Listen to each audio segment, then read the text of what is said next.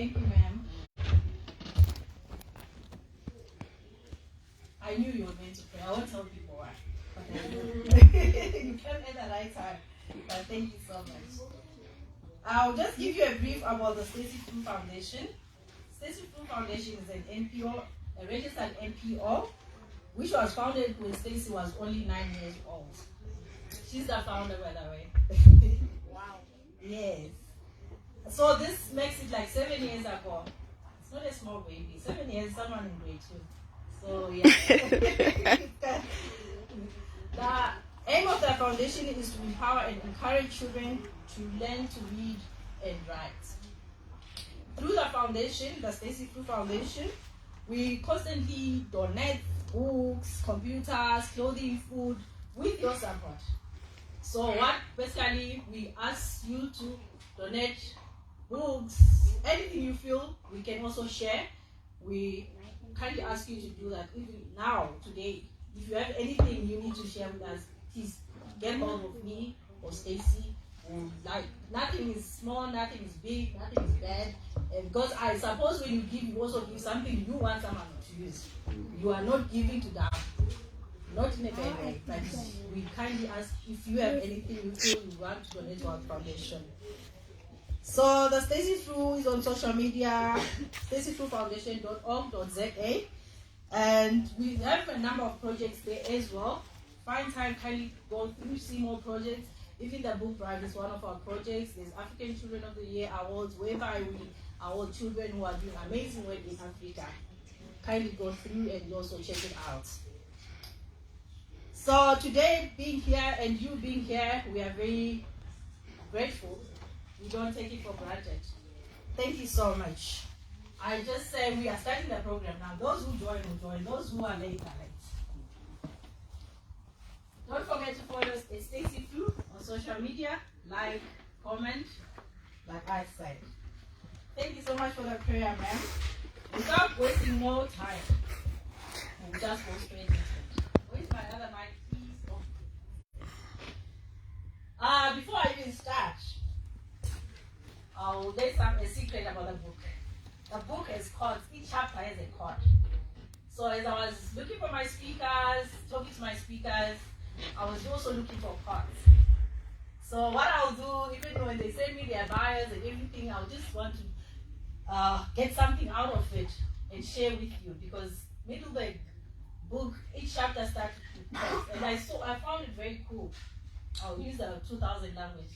Because for me, it was like, how did you think of starting off with some? Because I haven't read all and crammed them, but they are quite nice and fascinating.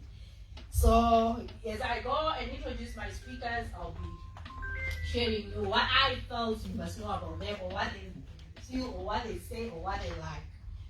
Our first speaker is all the way from Pretoria, Mrs. Mwanja Ngango. Pardon me if I don't spell your name right. Well, she's a communication professional with over 20 years experience. She's the founder of Katuba Literacy and Outreach Center, which promotes literacy in Zambia. What I picked from the quote which I was really fascinated about you is what you said. I'm a mother of 3 teenagers who not only knows how to survive, but also thriving. Or who only knows how to survive, but also thrive while I'm parenting. That's what she said. So she's a mother of 3 teenagers who knows how to survive, but she's also thriving while she's doing parenting. Kindly check out Katuba Literacy Outreach Center on social media. Ma'am, you can kindly come to the front.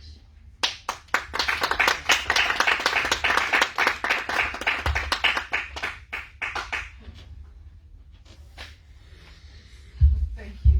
It's your floor. Thank you very much, and thank you for the flattering.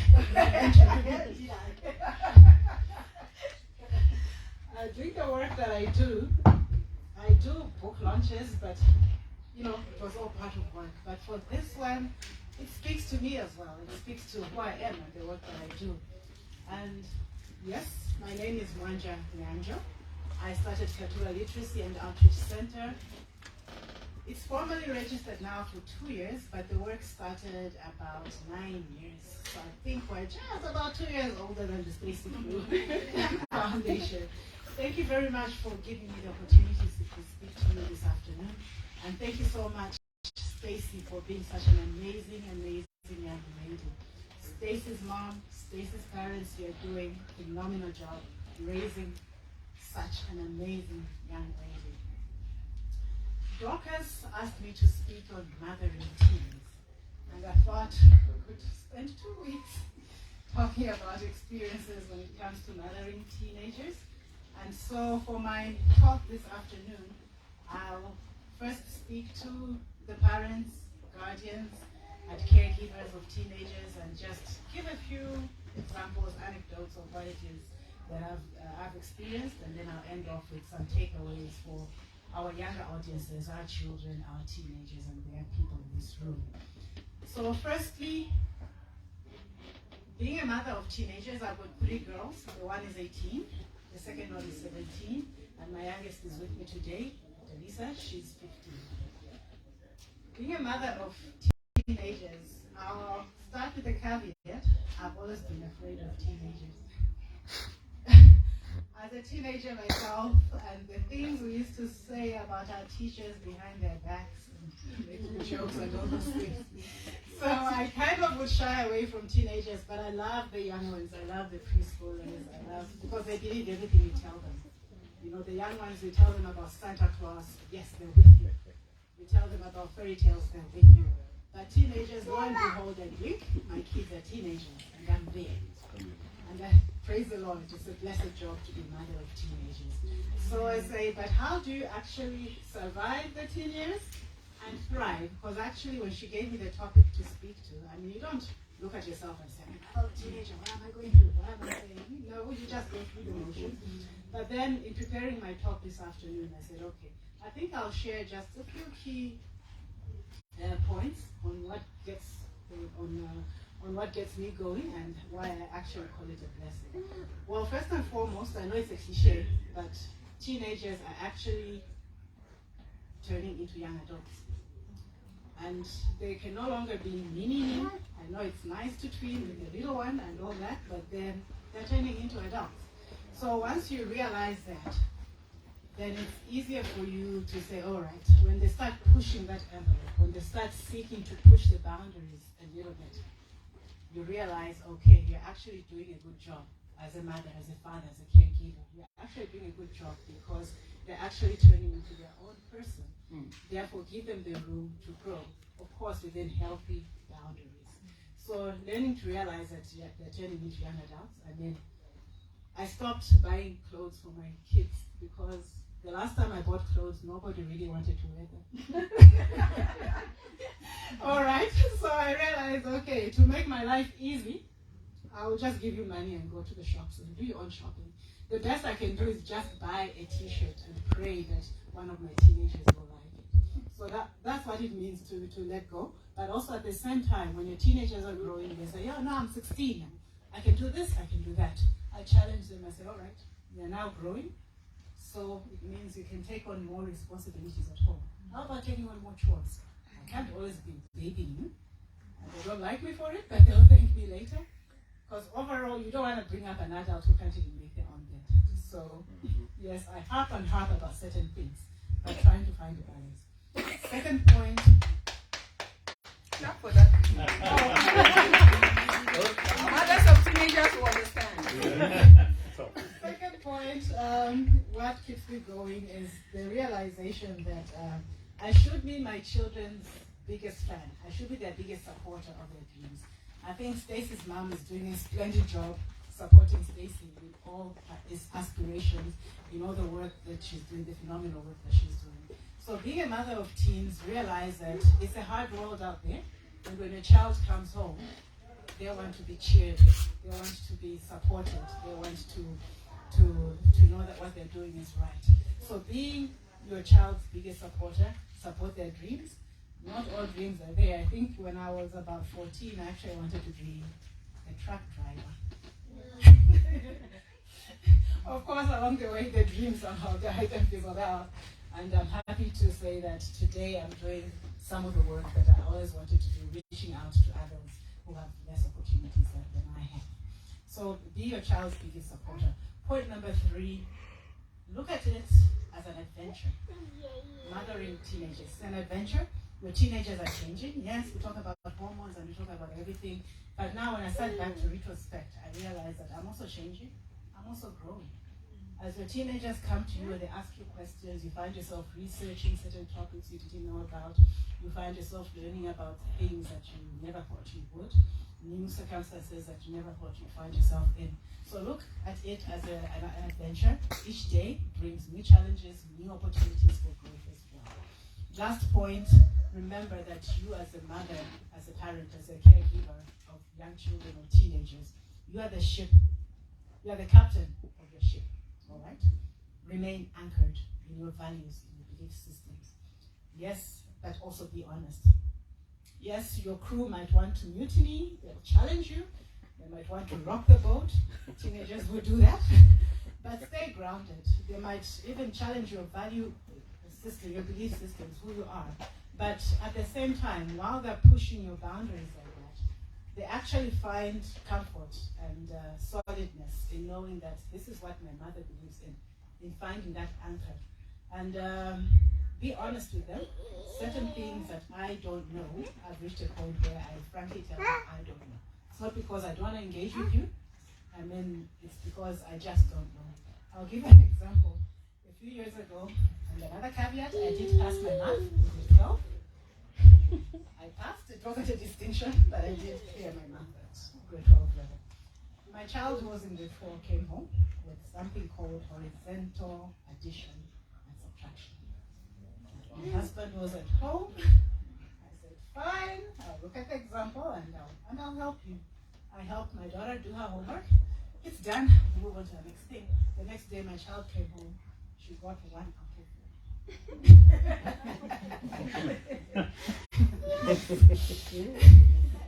only got 1 out of 4. So I had to swallow my motherly pride and say, okay, girls, I did math, but these new formulas they're not my forte. So be honest with your children as well. I think they love that and they appreciate it. And they're able to seek help and when you point them out to where to find help. And I'll just close off by addressing the teenagers and the young people in this room. Yes, enjoy your teenage years. It's your time to dream. The world is at your doorstep. Spread your wings, fly, go for it, and do the best that you can do to help others. Nobody should put a ceiling on the dreams that you have, all right? So this is your time to dream and dream big. Don't be afraid to try out new things. Go for it and find people who are able to support you. Second point, yes, I was a teenager once, so I know that you might think, oh, my mom is old-fashioned, or why does she talk like that, or why did she do that again, she's embarrassing me. Yes, we all have those moments. But over and above, remember that your parents were once teenagers, and they've experienced life and the world more than you. Therefore, they come with a wealth of wisdom. And guess what? It's free. Tap into it. Tap into it. Any normal parent only wants what's best for their children. So yes, do take time to listen and tap into their wisdom. My last point, when you go out there, I said yes to dream, go out there. The world is a hard place. It's a tough place. It will kick you, all right? But then never ever fear to come home to your mother's hug or your caregivers. There's no place at home where you receive the comfort and the encouragement that you need. So run home to your parents, or if you don't have a parent, to an adult whom you confide in and lean on their love, their wisdom, and their understanding. Thank you very much. Thank you so much, ma'am. I think I'll speak for myself. My daughter is within the crowd. I won't pinpoint the issue that she heard all what ma'am was saying. Is exactly what I always tell her. So thank you so much, ma'am. Maybe she probably think I just talk. But the reason why I'm so excited about ma'am Manja is when we were doing the program, we wanted a father figure, a mother figure, a team. So Mem Wanja came at the right time. And when we were talking, as I was walking, taking her to a car, I just say, you are a mother, I said, but I just hope you are for teenagers, because I didn't know how to even tap into her wisdom and for her to come and share. But thank you so much for sharing everything. Teens, they are teens, I can see them. I think you can relate, me being a mother also, and you being a child to your mother, and your mother telling you those things, and you probably think, Mom is so crazy sometimes. That's how they say it. I would say it the way they say it, because they're teens. But thank you so much, ma'am, for sharing. And guys, Katuba Literacy and Outreach Center is on social media. Kindly just follow them as well. I'm so happy. I can see all my speakers are here, and they are sitting on one side. I don't know why, it just happened. But thank you for coming. Thank you all for coming. I really appreciate it. And those who joined us, we started already. We waited for you for 10 minutes, so you read it. Thank you for joining us. Without wasting more time, my speakers are 15 minutes, so we know how to do it, so that we don't keep anyone for here. Our second speaker, his name is Mr. Pule Ramon. Mr. Pule, we also came across coincidentally. He's coming for something else. He speaks of teens again. I'm like, what? Are you sending these people to me or what? Okay, read them. And then I'm like, okay. So to him, I was clever. I didn't really want to say, Mr. Pule, would you want to speak? I was like, do you know someone who can speak of fatherhood? Because he told me at a group of fathers and stuff. I'm like, okay, do you know someone who can also just touch on fathers? Like, speak on the book launch. I'm going to say, okay, I'm here. I'm like, of course, I wanted to ask you, but then I didn't know how to say it. I was like, okay, thank you, Lord Jesus. So he's a dynamic speaker, trainer and facilitator with experience in corporate and online training. Mr. Pule participates in non-profit programs, Mentor a Boy Child. This program tries to build and support young boys and men. Mr. Pule, before you came in, I'm not just going back once and for, because everyone I feel they need to know this here in the speaker. Stacey's book has so many cards. Each chapter started with a card. So when I was asking you those funny questions and stuff, I was also trying to come out some cards. So I did got something out of it. You said I am a proud father of 3 avid readers who still use books as an excuse to negotiate a later bedtime. Yes. Guys, clap for that now. Yes. That's going well. And then you just see that we still have a bit of interest going on here. Ma'am spoke of an organization, and then Mr. Pule himself also is into books, and he's got avid readers. I wish they were here. When are they here? You were meant to bring them, but anyway, they'll join us next time. Like I said, he's a speaker, trainer, and facilitator.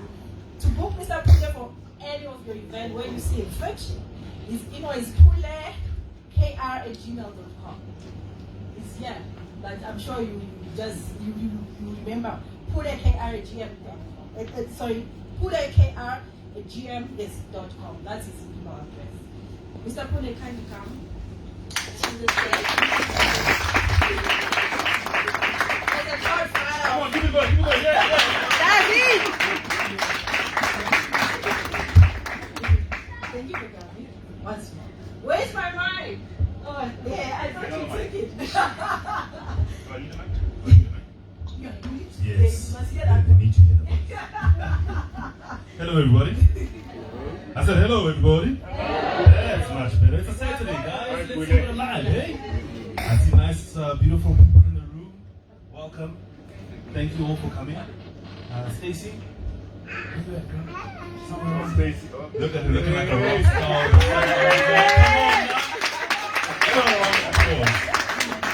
I would be remiss if I did not congratulate you.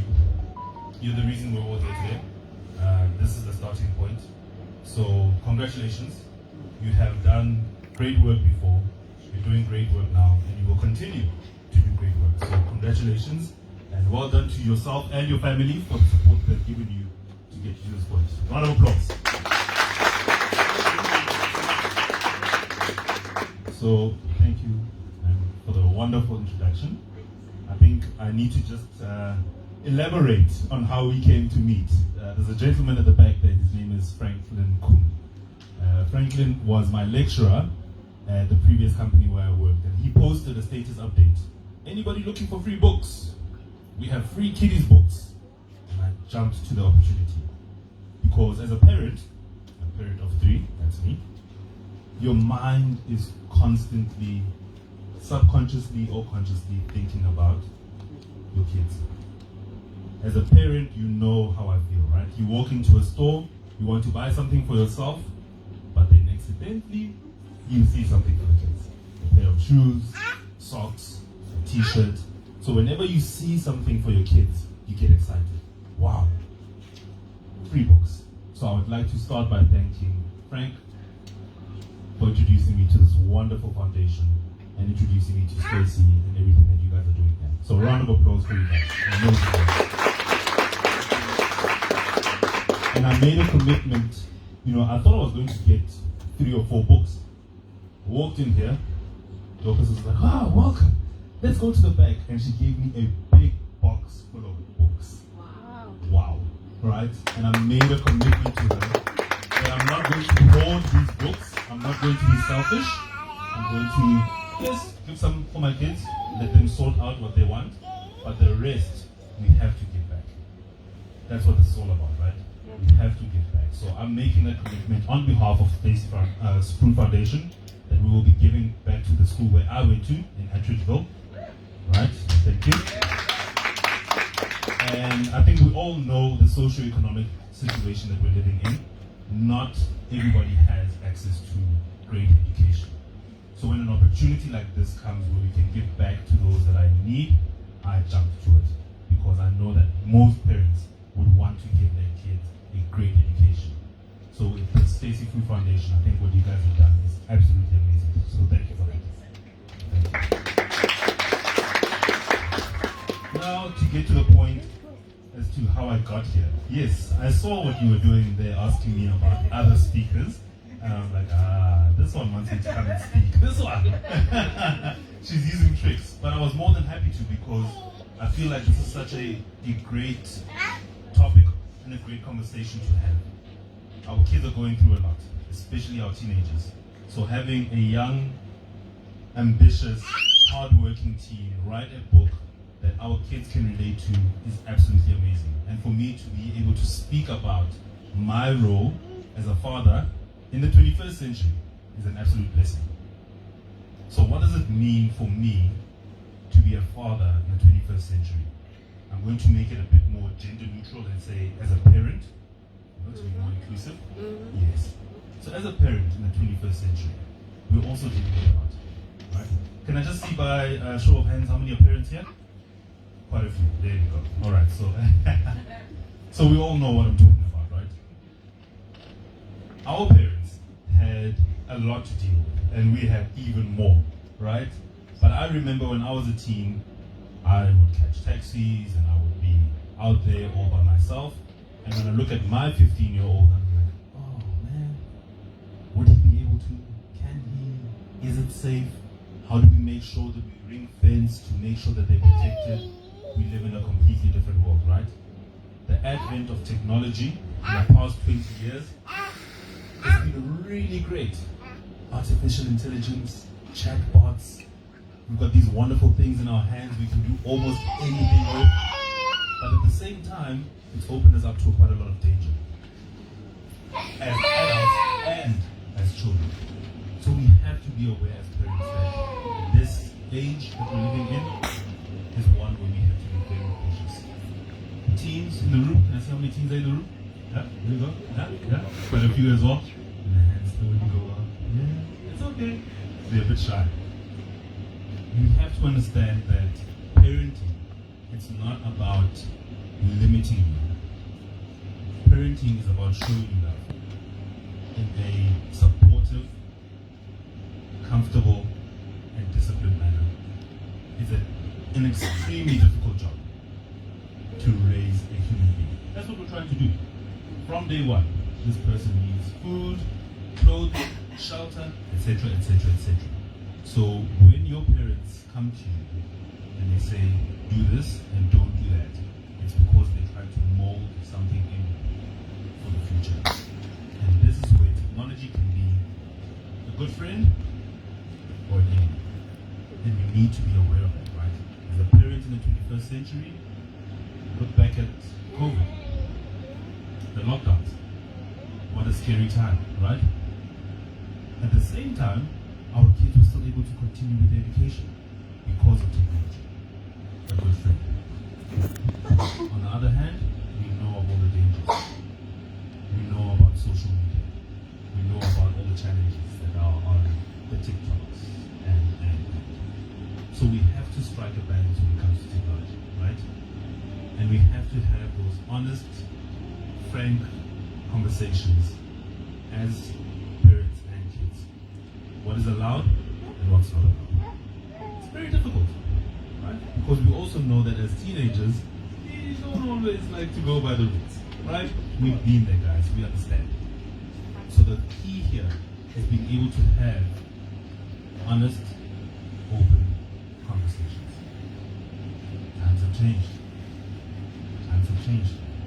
You know, our teenagers, when we send them back home, as Africans, we live here in Gauteng, but then sometimes we send the kids back home. You know what I'm talking about. So, as Dorcas was saying, I'm part of a group called the Dope Black Dads, and it's specifically focused on encouraging dads, encouraging black dads to be present in their kids' lives. And the one story that I heard coming from one of the dads is sent the kid home, will be with the grandmother.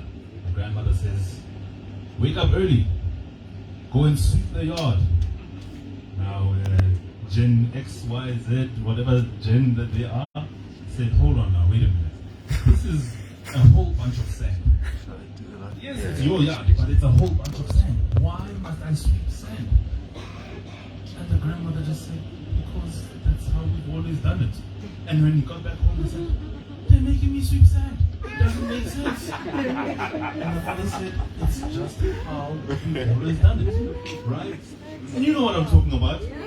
And the kid just doesn't get it because as soon as I'm done sweeping the sand in this yard, it's going to be back to being the same again. So why must I do this? So we're in a generation where they're constantly asking questions. They're constantly challenging. Is it a good thing? Yes. Absolutely. Absolutely. We cannot restrict our kids. We cannot restrict their minds. In fact, we fought to have intellectual freedom, right? And pushing them back into intellectual laziness isn't going to help. So we need to ask those difficult questions. You need to do your homework. Why? You need to go to school. Why? You need to eat healthy. Why?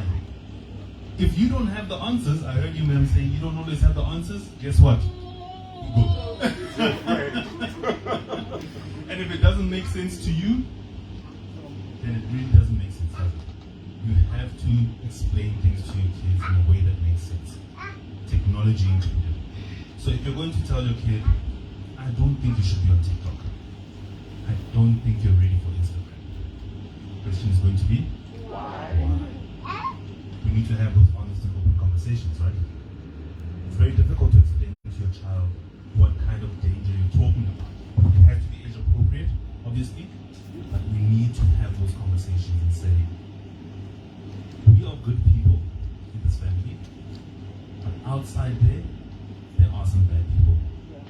And what we are trying to do is protect you from those bad people. So technology is one of those things, ladies, gents, parents, that we need to be very careful with. My next point is, why do teenagers behave the way they do? Such a difficult question, right? And I have to think back to when I was a teenager. The only thing I really wanted to do was watch TV. Right? We didn't even have MF then, so we were on the SABC.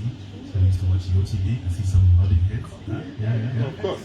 That's all I wanted. wanted to do. Just watch TV, watch my series and whatever, fun things, Buffy the Vampire Slayer. I was a proper teen. You remember Buffy the Vampire Slayer? Yeah. Throwback. Your kids are exactly the same. They're just watching different programs and they're doing different things. So we have to remember that kids just want to be entertained. But equally, social acceptance, right?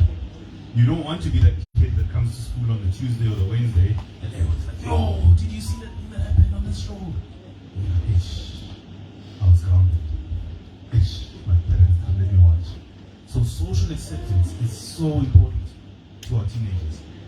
Rather than restricting it and banishing it and treating it like it's something bad, use that social acceptance that they're yearning for as a tool. You know that your kids want to be friends. You know they've got a group of friends. Use that as an example and say, right, what kind of people are hanging around you? That's going to determine your future.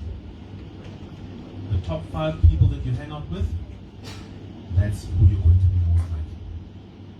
If your friend is lazy and doesn't want to study, you're also going to be lazy and not study. And you know the results of that. If your friend is participating in activities that you know your parents aren't going to be happy with, you're also going to end up getting into those activities and then getting into trouble, etc., etc. So as parents, we need to put those boundaries in place. Everybody has boundaries. Everybody has rules to live by. Even ourselves, right? When you walk out here, sir, you might go home, have a beer or have a glass of wine, but you dare not drive because there are rules that govern us. Rules and regulations are there for a reason. So if we're going to protect ourselves and others as adults, and the teens, as you grow old, you need to realize that there are rules and regulations that you need to live by. And where does that all begin? At home. It all begins at home. So your parents aren't really restricting you. They're empowering you. Now when you look at it that way, there's a difference in the way that we do things, isn't it? But it's very important that we have that conversation. If you don't have the conversation, if you skip the conversation part and go straight to the rules, the kids are going to be like, but why? Right? So we have to take that time to explain to our kids. So as Dokus mentioned, I've got 3 kids, 15-year-old boy, he's in boarding school, 8-year-old and a 6-year-old girl. They're the ones that keep us up with the books, wanting every reason to stay awake. And what I've realized with our kids is that they really just want to be happy. That's all the kids want. They want to be happy. They have some subjects at school that they really enjoy, and some subjects not so much. And that's okay, because we're not all going to be A students with everything. Some things we need to give a bit of leeway. But what it is important, and this is my final point, over and above social acceptance, is what we feed our kids at home. Not food. That's an obvious. We need that to survive physically. But what we need is love. Love and attention. What I've realized as a parent in the 21st century is that we have so many things stealing our attention. We're working from home, we're working in the evenings. Once we're done with that, we're trying to cover the bases with our kids. This one's doing homework, that one's doing a project, that one has sport. We're stretched in so many ways. And at the same time, we also have lives. I also want to have, go out with my friends, hang out, just like my kids do. I also want to have family time. I also want to have, a moment to watch a soccer game. So we all have all these things just battling for our attention. So we need to make it a priority as parents to spend quality time with our kids. Find out what's happening in their lives. And I think this is the beautiful part about your book, Stacey, that says, a little glimpse into what our kids are going through. A little snapshot of what your kids might be experiencing. And I think once we read the book and understand how different the environment is compared to when we grew up, we'll realize that we really need to be parents. We really need to be present parents. It's so important. The last thing, if you take nothing else, parents, from this, is this one statement.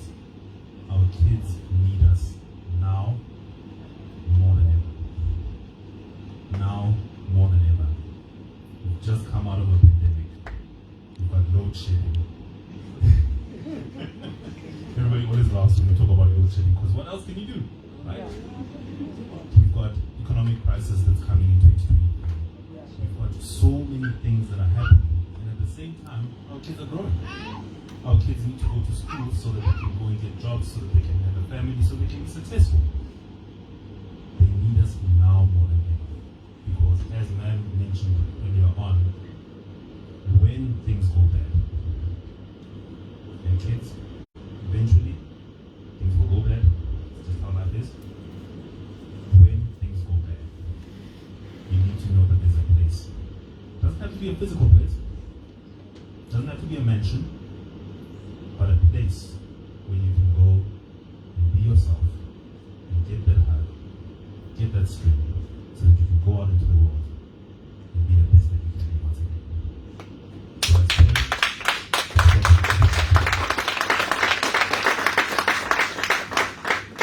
say, in conclusion, because I know we've got other speakers and we also have to be elsewhere, thank you for inviting me here.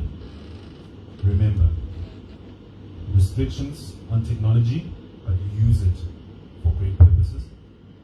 Allow the social activities within reason and use that social acceptance to get your kids to realize life lessons. And finally, be there for your kids. They need us now more than ever.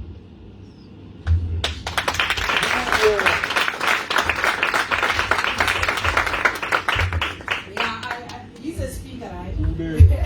So I'm not surprised because the way he was going, you can go forever. But I was just typing out like, okay. I said 10 minutes, 15, more than 17 on my phone. Everybody is there. We were just giving like what is going on. But thank you so much, Mr. Fru. I really appreciate it. To those who just joined us, I can see so many familiar faces. Thank you so much for coming through. We were very late. I'll make it so that you feel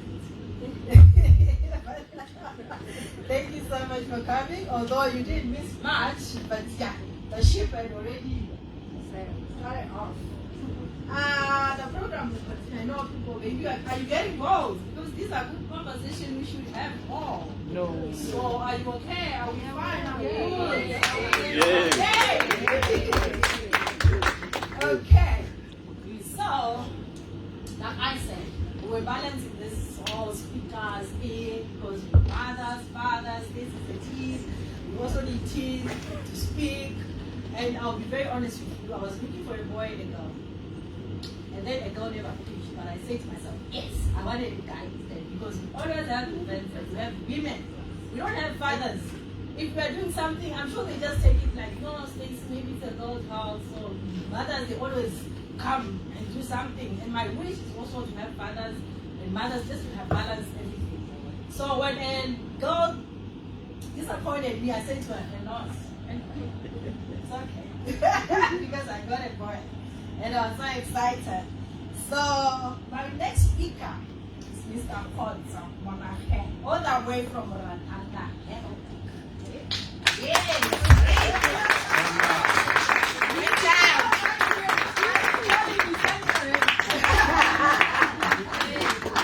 So he's a speaker. Because nobody, you know, they are sheepish, they're still standing and saying, okay, come say that's when you stand. But this is a speaker. All that. Thank you. Yes, Mr. Kotsa is a young facilitator. You see, we've got speakers, we've got facilitators. He's a facilitator at Moncha Change in Motion.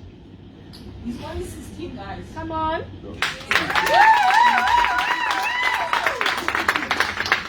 He's with 11 experience points high. So what I did, he called me and he said, I would like to speak at your book launch. I'm like, okay, who are you? He said, I'm Kotsa. How did you know about Stacey Fru Foundation? My mom told me. I'm like, who's your mom? I didn't say that part. I said, wow. So mom is the one who came across Stacey Fru Foundation launching a book, and then the next thing the son got that information from the mother. Team How Mommies. amazing and cool is this mother? Team Mommies. Mommies. So I went on to do my research. I'm like, I really don't. So I to him, you also want to read his speak? He said, yes, I do. I'm like, send me your CV. He's a speaker, right? So he typed, he didn't even take long, he typed something, then he sent me a brief about him. So now I did monitor change. I'm like, okay, now I know where you got this from. But I didn't want to send it. I'm like, okay, so it's fine. And then he was like, but I'm very far from Joburg. I'm like, oh, but we have to be here on the book day, so on the book launch. But he said, no, I'll speak to my mom. Mommy again came through and said, don't worry. I'll speak to Joburg. And they're here. Thank you so much, Mama. And they come as a team. I wanted to mention how many. So you can imagine how mothers are supporting their children. Mommy, you are 1 in a billion, not 1 million. Thank you. Yes. So what I did, well, after he sent me his brief, it's what I see, but I just wanted a brief. I didn't want the whole thing. Please send me the whole thing. I quoted something also. I like to have interesting and very intellectual conversation with my friends. That's what brings out the best in me. So people, I have a facility 10 or 16 years old. Mommy, I'm sorry. He's my boy. Yes, to get in touch, please just get in touch with the Stacey Fru Foundation. Then we'll take it from there. We'll take the first one. Good day, everyone. My name is Otto. I'm a young facilitator at Mucha. Mucha is it's basically a life coaching program for teenagers. So it helps teenagers just face the world, go out and be the adult that they need to be in this stage. So when I asked Mrs. Focus, she gave me a topic and she asked me how do I manage myself as a teenager at school and genuinely. So I looked at the topic and I thought to myself, I can't speak for every teenager because we're not the same. We come from different backgrounds. We face different challenges every day. And then I just thought, let me just talk about what I go through and how I manage myself.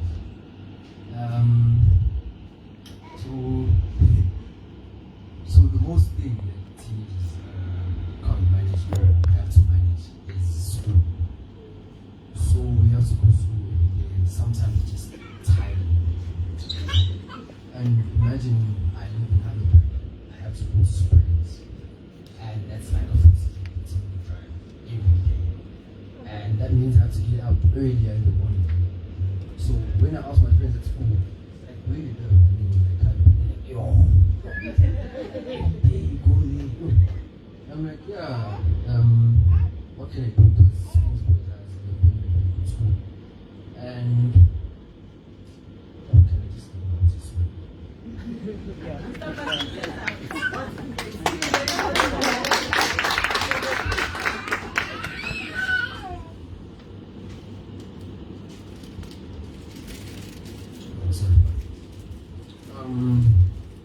I was talking about how I need to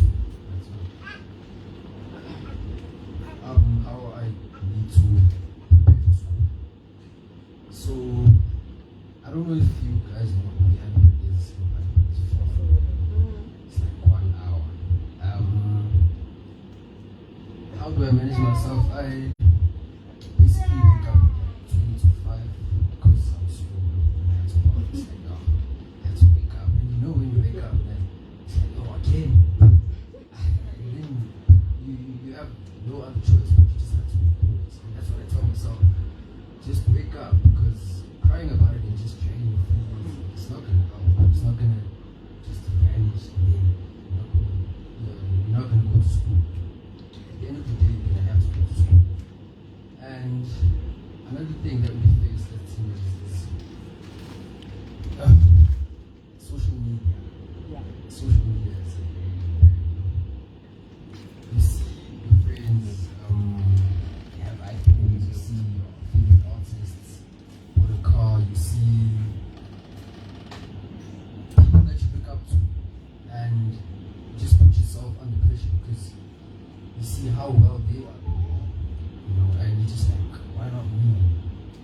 then you just go into this state where you feel like, life is so unfair and you just feel like life owes you something. And I think that most teenagers, that's what they think, like life owes me and why am I not like this? And that's why a lot of teenagers commit suicide, sadly. And being at Boys High, the 3 years, 4 years that I've been there, sadly, I've lost 3 of my brothers, boys that were from me. So, it's very emotional, very, very emotional.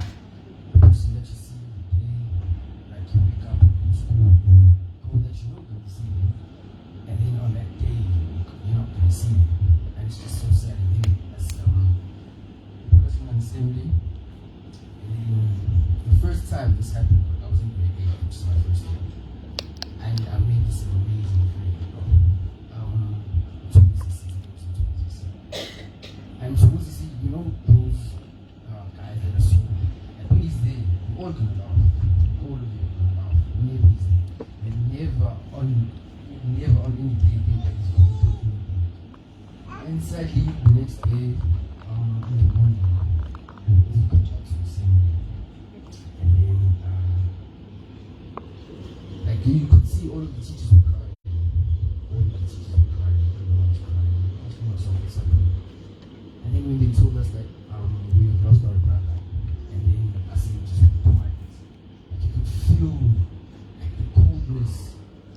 I don't know, maybe if it was the spirits or it was just God just showing that, guys, this is about to get very sad and very low.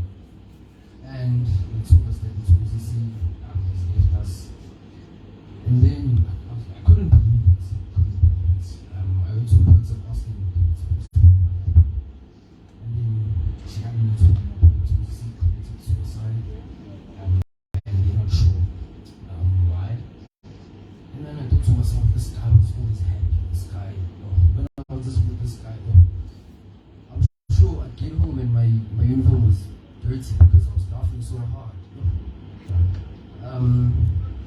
And then I saw that we're going through a lot and we're not speaking more to the parents.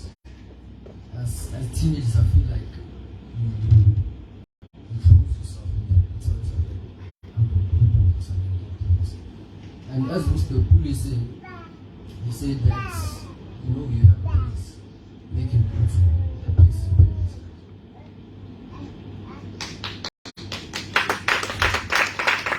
You need to go and talk to your parents. I don't see a lot of teenagers here to most parents, but I feel like if there were more teenagers, they would understand what I'm talking about. And just being, like, just telling yourself that, oh, go do this, it's not going to help you. It's not going to help you. Even our parents are going through their things. You going to your parents could help your parents also unload whatever they're going through. Because our parents also, our parents can see my mom. And she thinks that, and sometimes I say that,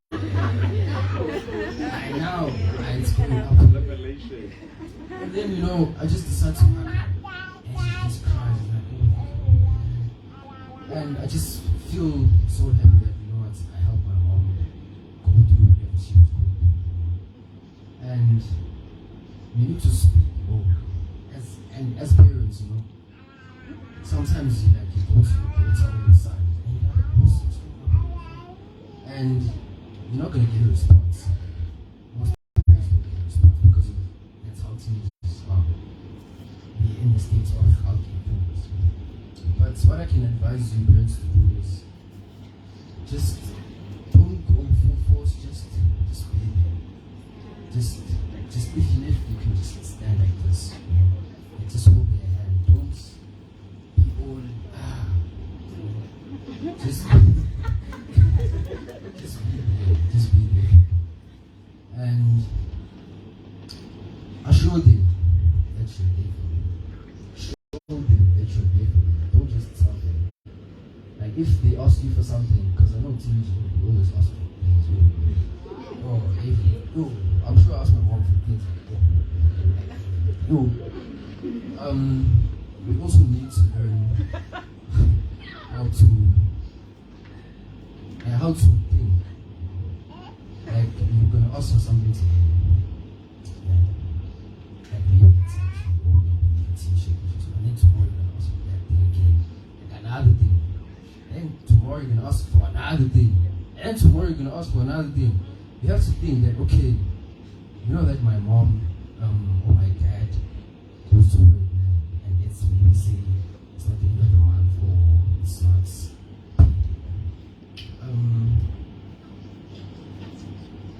just be considerate of that. Be considerate for your parents. Think for your parents. And I've seen with myself lately. I don't know what's going on for me, honestly speaking.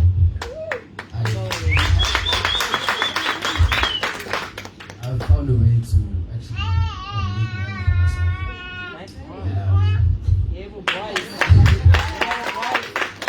And Be my son, please. and it's really helping and it's kind of like I'm actually seeing how hard it is to be parents. And like I pay for my for gym, like I go to gym. So today I asked my mom to borrow me money and then I was like, I'm gonna pay you back today. And then when I paid her back I saw my balance. I was like, nothing left here. And then I saw that that's what they're going through when you ask for things. That's what they're going through. And to kind of close it off, parents, be there for your children, be there for teenagers, because we're losing our teenagers. Teenagers, be there for your fathers, for your mothers. We see artists committing suicide. We see old men which look up to committing suicide, and you ask yourself why. And we don't know what's going on in the mind. I don't know what's going on in the mindset, but I'm sure there's something that's sometimes bothers you. And just know that God is there, and God will always be there. Just know, I know some people they might not have a person that you can fall back on, but also pray. Praying also really helps you. That's it. Praying also really helps. Just getting down on your knees, just talking. That's all you need to do, just talk to God. And tell him about your day, thank him. Tell him what you want. You know this one time last year, I can't remember what I wanted. But I remember praying for that specific thing, and then the next thing was like, it's here, go. I was like, oh, the power of prayer. And seeing that I get to go to school every day, those long distances, seeing what's happening on the roads, and just seeing how I am still here, it's because of God. And everyone that's here, I don't know how far you come, where you're going after this, and you're here because of God.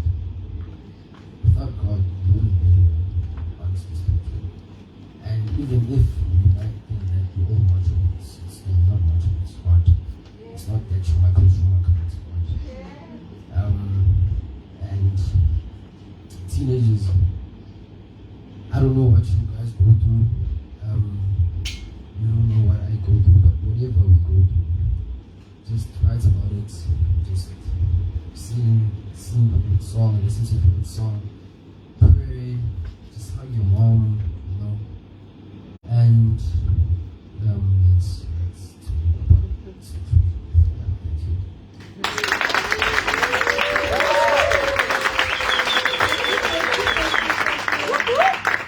Yeah, that's me. I always get the cream of the cream. Come on now. Now, I knew also rocket. I'll put it in the 2000 language because we are here for one. Yeah. Come on. Yes, but yeah. Thank you so much, Toto, for sharing your personal experience. Because when I gave you that topic, I knew I wanted you to speak more of you, not to speak for general teens. And to be honest with you, you are not different from any other team, and they go through their own struggles, and they are here to learn or to tap whatever, and there's no talk which is not a good talk, because for me, I also learned, you should be my son, don't ask me how old. But yeah, you can be my son. Maybe I'm taking consulting my first one. Thank you for that. Yes. Woo. Thank you. For those who just joined us, we missed a lot, but thank you for coming. We are almost halfway through our program. We'll go on to our next speaker. We don't want you to be bored. Yeah. Our next speaker is Mr. Frankie Celias. Mr. Frank Celias has over 13 years experience in the education and school marketing space. He is the head of educational innovation at Sasonwa Primary School and owner of Rare Space Academy, a platform that empowers children through a wide variety of technology skills. He has a deep passion to create meaningful and purposeful opportunities in education for both teachers and especially students. So I'm sure you've already known that he's a teacher, right? Yes, so what I did, I also had to pick some cards from there. So it goes, my mission is to not let any learner fall behind in terms of technology. So they become future ready and innovative future thinking leaders to improve not only their own lives, but also the lives of many South Africans. So kindly follow Breastspace Academy on social media. We were talking of, previous speakers were talking of technology, the good, the bad, the ugly. Yes. And I think for him, this is good. Thank you. I put you where you really belong because you address these things. Thank you. Mr. Frank, kindly come please there and share.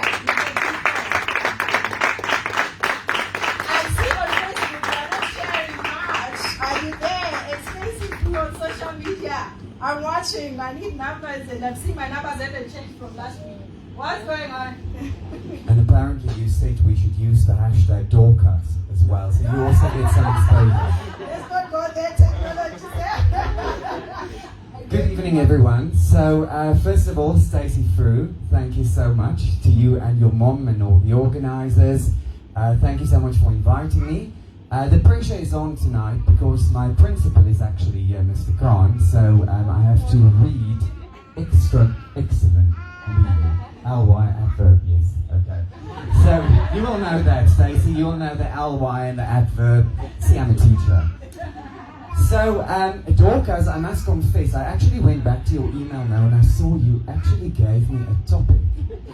And I realized, but I wrote this speech and I didn't take note of that. So I went back to the original email and I quickly made one paragraph to just bring it in line. But actually, it's actually a sign because it actually suits what I wrote. It actually suits your topic. They don't know. You were just going to talk. I'm obliged. I have to give the topic. Because you're going to talk and then I'm like, So, okay, no, it actually ties in beautifully. So, I'm going to read a bit tonight. It's a story that I wrote. Not as good as your story, Stacey, but here goes.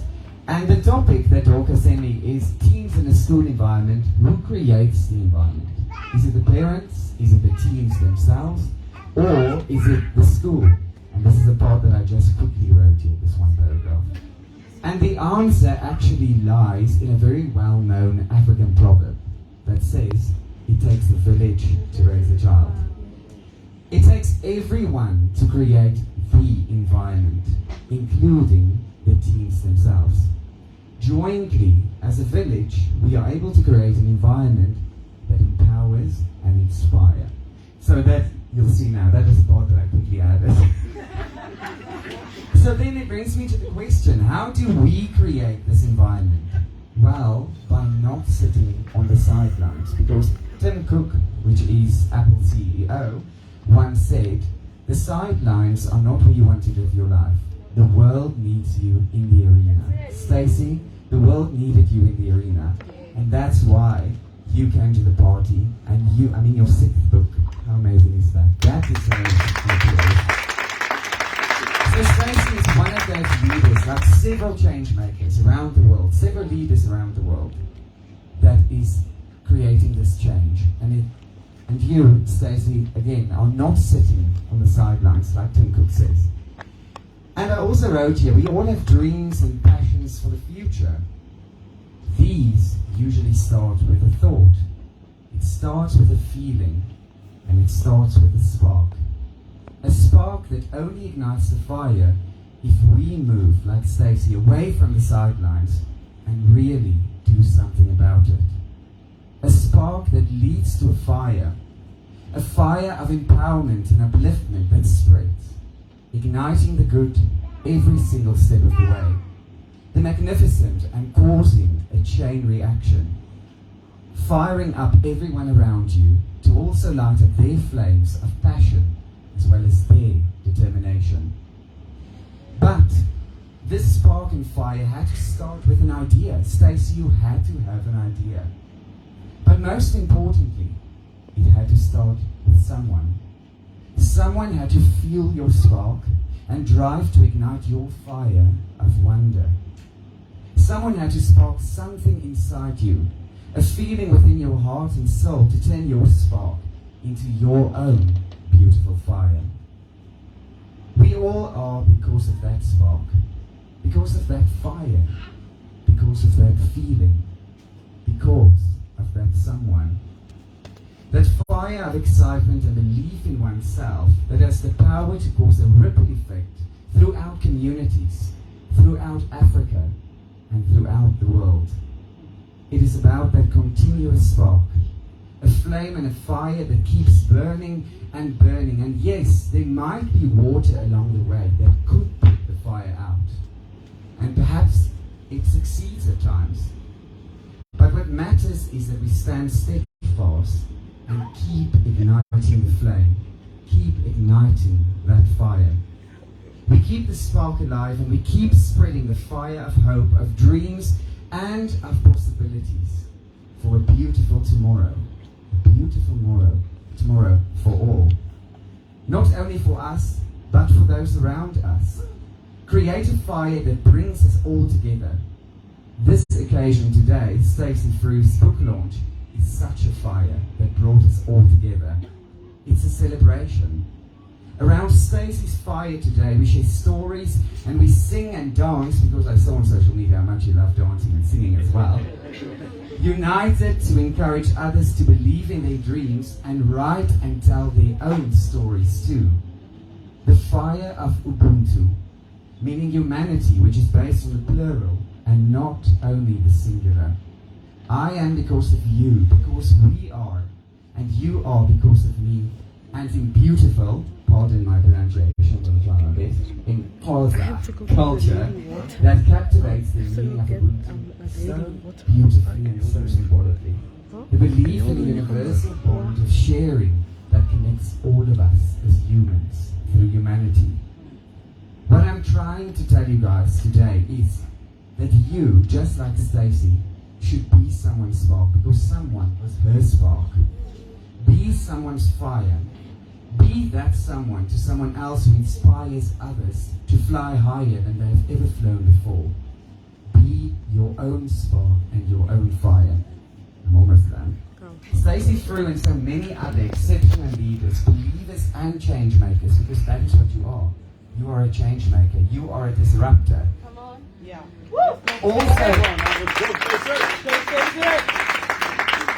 So believers like you and change makers also had to have someone who ignited your passion along the way, who ignited your dreams, but most importantly, encouraged you to keep your flame alive.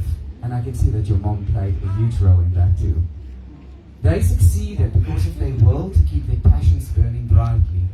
And in the process, you became an inspiration to so many, encouraging them to ignite their own spark within their hearts and keep their own flames burning brightly. Stacey, you are that fire. You are that hope. You are that inspiration. Illuminate the world. And so all of you teens, illuminate the world with your spark and your fire, because in the words or in the song, and just because you like singing of Katy Perry, 'Cause baby, you're a firework.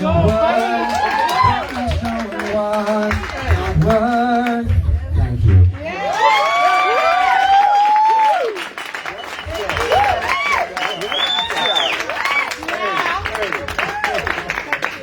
So when he told me that he was going to surprise me, I was just waiting for the end. So this was so good. Thank you very much, sir. You didn't see my topic, but you just see the email and the excitement. I can read it. Sometimes I don't read. It's one way they ask, did you see the email? I'm like, oh, okay. Then I'll go back and read. I'm like, okay. That was just like, I just get excited and yeah. But thank you so much. Are we inspired? Did we get something out of this? Yeah. I think for me, it was a different, more talk in the sense that it just had everyone here. Like you, it's not Stacey, you are. Stacey, you May are. go into the toilet.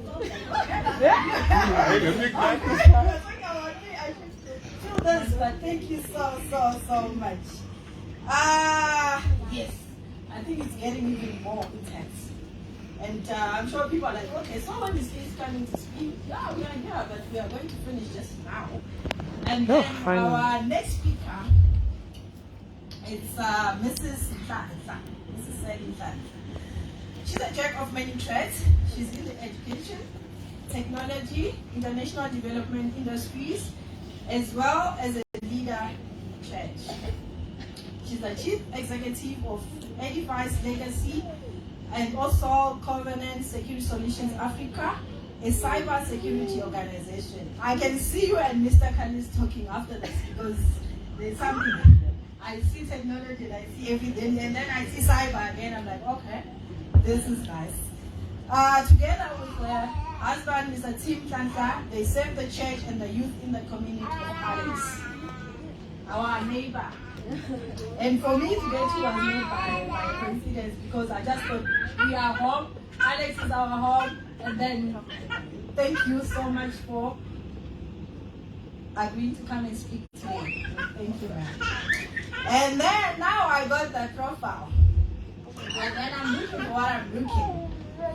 And then there she is. I saw where it says Mrs. Nhlanhla believes that everyone has a God-given purpose and believes that finding that purpose is the most important thing that will help us become greater than we ever thought possible because it is from God after all, and He's the bigger than we can ever comprehend. Kindly follow Miss Nhlanhla on social media. You can come through, ma'am. I know you have to speak after her, 2, 3, 4, 5 people, and most of the things they were touching me, and then if it was me, I would be like, okay, when I have to speak at that number, everyone will say, what am I going to talk about? I don't know what I was saying. The pressure is too much, but no pressure. Thank you so much. Stacey, first you look quite hot and quite confident. I love that. Thank you for doing what you do. We're here truly because of Your mic could be off. Is it off? Just Yeah. That was awkward. So we're here because of you. Keep doing what you're doing. But I also believe, like what Mr. Frank said, you're here to ignite a fire, right? And I want to thank God as well because we wouldn't be here if it wasn't for Him. So I want to start off by just telling us a story about one of the most beautiful women I've ever known. Beautiful in all of her ways. She was classy. She had beautiful legs. Her smile would light up a room. If she walked in here, you would just come alive. But you know, the interesting thing about this woman is when she grew up, she was told over and over, your legs are ugly. Your smile is ugly. Because she grew up in one of those towns, you know, in Limpopo where there's salt water and your teeth kind of become brown. Some of you, do you know that phenomenon? Where your teeth become brown when you drink a lot of salty water? So what happened is, until this woman was 30, she wasn't able to smile. She always wore long pants. She always wore stockings and the longest dresses because she grew up people saying, your legs are ugly, they're fat. Your teeth are brown. turned 30, she told me this herself because I happen to be related to her. The minute she turned 30, it's like a switch happened. She realized the fire in her. She realized her purpose and who God has called her to be. Guess what? She saw that her legs are so beautiful. She started wearing nice short dresses. She started smiling. There were people who got healed just from seeing her smile. What am I trying to say? The world is going to tell you that you're not good enough. The world may even tell you your so-called defects, the things that make you different are defects, but those things just make you different. And if you take pride in those things that make you different that you can't change, you will change the world. Could she change the size of her legs? No. Could she change how her teeth looked? Okay, maybe these days with all this cosmetic stuff she could. But my point is, she had to learn how to be confident in her own skin. I want you to do me a favor. I'm a teacher. I wouldn't really call me a speaker. I'm a teacher. So please indulge me. Please look at your neighbor and spot something, like for real. It's going to take 2 minutes. It's worth it. Spot something beautiful about them and tell them that it's beautiful and unique. Don't say, yeah, your skin is brown. I already know. So look for something really interesting. Even you kids, look for something really interesting for 2 minutes and compliment them. Very important.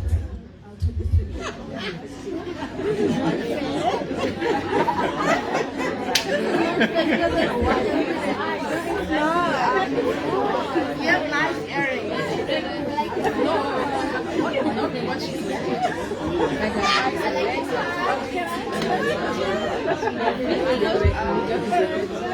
You have nice shaded hair.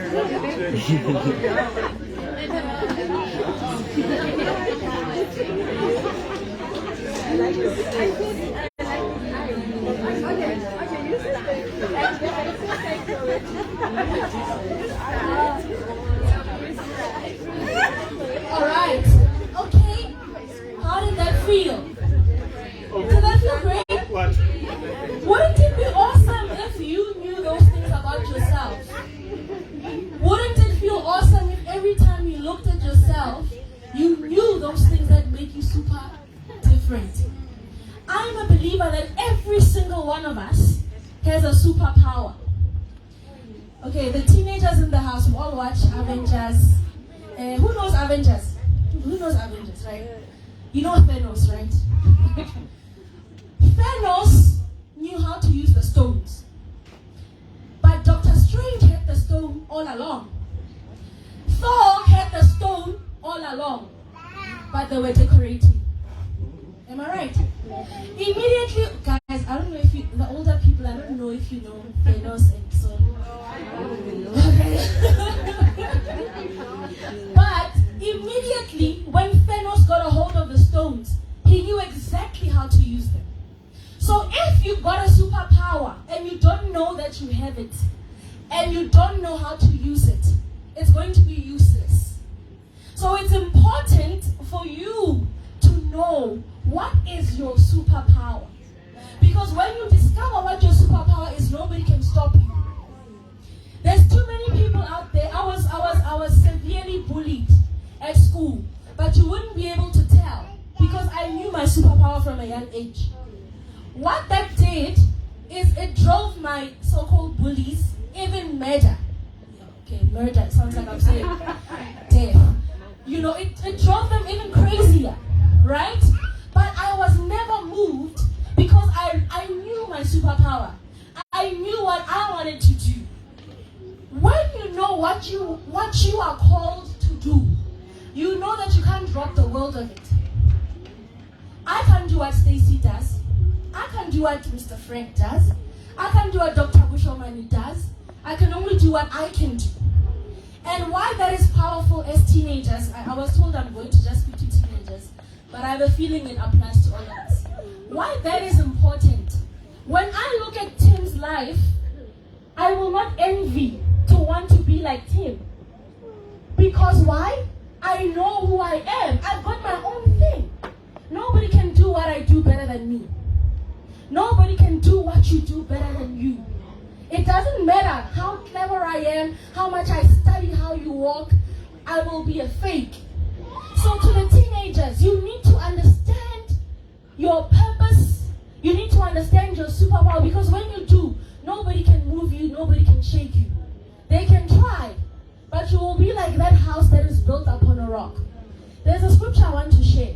The Bible says, creation, not just human beings, creation is eagerly waiting for the sons and daughters of God to be revealed. What you have inside of you, we are eagerly waiting for it. We're not just hoping you got a talent. There's a talent in Tabo. We are eagerly waiting for it. If you know what your calling and your purpose is, you will know people are waiting for it. I've got a phone here because I didn't want to forget what I wanted to say. Okay, so purpose is very important, because purpose is not for you. I have my purpose, but it's not for me. I mean, what does that mean? It sounds a bit strange, right? Let me ask you, what's your favorite fruit? You can tell me, what's your favorite fruit? Oranges, right? It grows on a tree, right? Who eats the tree? I mean, who eats the oranges? You, right? I eat an orange, you eat an orange. Have you ever seen the tree eating its orange? Like today, let me just think for myself and just witchcraft, right? Right? Your purpose is not for you. So it means when things get tough, you're not gonna give up, because it's not about me. When things get tough, I'm going to push, because it's not for me. I don't care how young you are. Stacey started writing at 9 years old. Oh my God, that's even crazy. 9 years ago. Right? 7 years old. You can know what you're meant to do and hold on to that thing. And not give up, because it's not about you. It's about the people who are going to eat the fruit. That keeps you going. And don't ever compare yourself to anybody, because nobody can do what you do. Yeah. When you know that you've got a superpower, you know, I watch a lot of superhero movies. You know, Batman and Superman are always fighting. And I always thought, Batman, come on, this is Superman, are you okay? Superman has superpowers, he has laser eyes. Come on, what are you doing? But we don't see Batman giving up though. He goes hard, because he knows what he's called to do. Who watched Captain America fighting against... Almost done. One more example. Okay, this was supposed to be for young people, so sorry for the references, older people, sorry. If you look at Captain America, what was that something war? He was fighting against Iron Man, right? That's it. He was fighting Civil War, that's it. He was fighting against Thor. They separated at the end, right? Somebody would think, but Captain America, you don't actually have superpowers. But who's the leader of the Avengers? Captain America. Cap is the leader, right? Because he knows what he has. You may not have what your neighbor has. You may not have started writing at 7 years old. But what is that superpower that we're all waiting to benefit from? When you know that about yourself, you will not be bullied. You will not give up, even when the going gets tough, because it gets tough, right? And you will make sure with every fiber in your body that you do it, because it's not about you. No tree eats from itself. So as of today, if it's the last thing you remember from me, find out what is your superpower, what is your purpose. Thank you so much.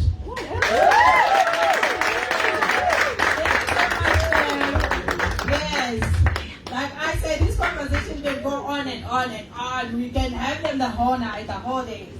Thank you so much. For me, I think it's a good message, because going through the adult adults, they also take from that one. But for the teens who are here, you are blessed because you are getting free advice here. And then it's up to you to take it or to leave it. But thank you so much, ma'am. I think we need more of this conversation, but in another day, we will come up with something else again. The moment you have been waiting for, I know people are getting tired, bored. Wednesdays, yeah, we normally just to keep you curious. When is you coming? Now Stacey can come. Now share why we are here. We have people talking, but I believe that some people they just want to hear what's Middleburg East about. But yeah, Stacey, it's going to be very interesting because we don't just want Stacey to tell us I'm Stacey Fru, no, we don't. We have Stacey, we have Stacey's father, we have Stacey's mom, we have Stacey's sister. So it's going to be interesting. This is a family affair. So they're going to share Middleburg, what's all about Middleburg, and Stacey has so much surprises for us. So, ladies and gentlemen, boys and girls, welcome to my boss, Stacey and the family.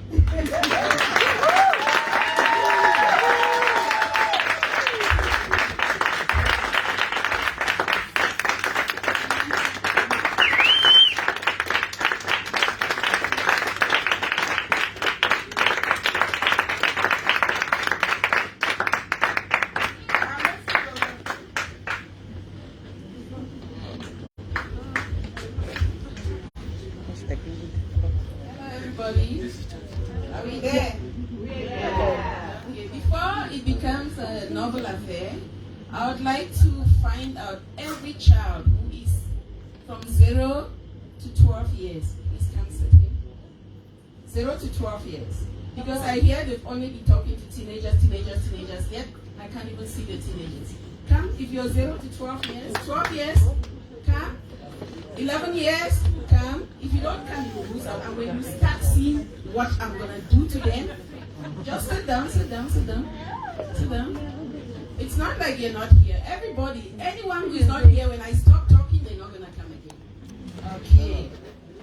This is a moment. That's good. Can somebody tell me what you've learned? Yes. Can you tell me what you've learned so far? Sorry, parents. I'm a parent from 0 to 19, so I'm not going to allow my people to be excluded from this discussion. What have you learned? Can anyone tell me? I have a prize. Can anyone tell me what you've learned? Yes. About God. What about God? God is good for everyone. Let me tell you, this is my blood. This is my cousin's child. You can tell your child giving a present. Go get your present, boy. No more presents. When I asked my question, they didn't put their hands up. And I said, when I get my first person, when you see the present, I'm not talking again, right? No more presents, sorry.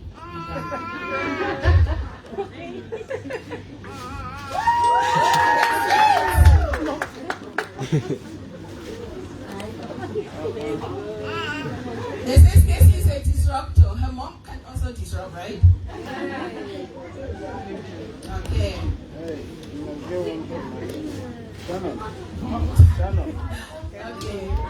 We are not. You're not a child. Drop that thing. You didn't come up. Drop it. It was open. That was gonna. I think I'm not only here in capacity as Stacey's mom. I'm here in capacity representing Profounder Publishing, the company that published this book. I don't know why I'm shaking. I don't know if any of the speakers are shaking. But it's a very exciting day. And I want you to look into your neighbor's eyes and sincerely thank them for coming here today.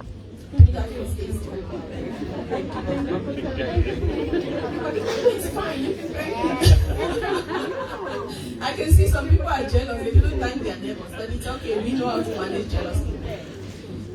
3 or 4 people are in this room who have been there for Stacey from day 1, 9 years ago, and who have attended every single book launch that Stacey has held. And like I said, I'm not speaking just in capacity of Middleburg East. I'm speaking as the publisher, I'm speaking as the mother. And I think, Dorcas, you can do this better than me, to thank those people sincerely. And apart from Stacey's family, there is Mr. Fonane Harrison. But please stand up there and clap for you. It's not your fault. He's been here from the first book launch. He has attended every single book launch. Please clap for him. With this young man. He was like 2 years old. He's got other siblings, but he's the firstborn. He's been there from the first day. They have attended every book launch. Remember, I'm saying book launch, not event. Because Stacey's invitations can be tiring. And you see the diary, it was not by accident that the young man won the diary. From the mother's tummy, he has also been attending Stacey's book launch. Mr. Franklin and the wife. The two of you. Stand up, you need to be applauded. And your wife. Yeah, these are the two families. These two families, not that I undermine anyone else, but I think 9 years of persistence, 7 books within this time, 7 times, and they've attended more than 7 because some books we launched twice, if I remember. 7 books, 7 invitations, 9 years. It's something that I had to shake when I talk about it because it's only grace. And remember, it's not because they have more than 24 hours in their day. Because some people would never have time to come. It's because they have their reasons. Middleburg East was written during lockdown. And Stacey has always written something. We have the book of short stories that we've compiled because we can't keep up with her pace to publish her books. So I said to Dorcas, as soon as this novel was written, all the other stories are too small to publish. Put them all in one book and let's publish as one book. Just to also steal time and money. When lockdown happened, it was a very depressing time for many. You've heard the speakers talk about that. My family was not excluded. We had a study room where we sat in every day. According to Stacey's dad and I, we thought it was a way of monitoring the children as they do their online sessions, online classes, because Sacred Heart College that they attend was one of the first schools in Johannesburg, if not the first actually. They were on radio and the media talking about this. They were the first school in Johannesburg, maybe the country, that launched online learning when lockdown came. So we were very privileged in the sense that immediately it was lockdown, they switched. We didn't have time to think or read or anything, gather information how to monitor children. So we would sit every day with the children. Some of you know I'm an author myself, and I'm an editor. So I would be editing at that time. I had a lot of editing work. Stacey and I, we were doing a lot of media interviews as well.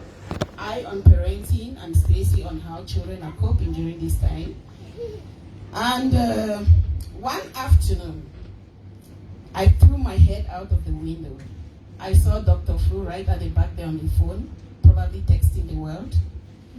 I saw Sinclair. I saw Shannon, that's Shannon, Stacey's big brother. And Sydney was actually playing around more than being involved. They were sitting together, and I noticed that Stacey was crying. So I was worried, and I thought it had something to do with the siblings teaming up against him or against her or so. So I looked out, and I tried to make eye conversation with their dad, but he was so involved talking with them. After that, they came in, and she went straight to her computer. So I went to the father, and I was like, what's happening? And the father is like, Stacey's at the end of a novel that she's writing. So I'm like, why is she crying? does she not want to stop writing? And the father was like, no, it's got a sad ending, and she has two ways of ending it. Either way, it's sad. So I'm like, but why was she crying? Is the book about her? And the father was like, no, but I think she's a character. And we got talking as a family. It's one of the reasons for which we thought Stacey would not talk about this book alone. She would talk about the book as a family.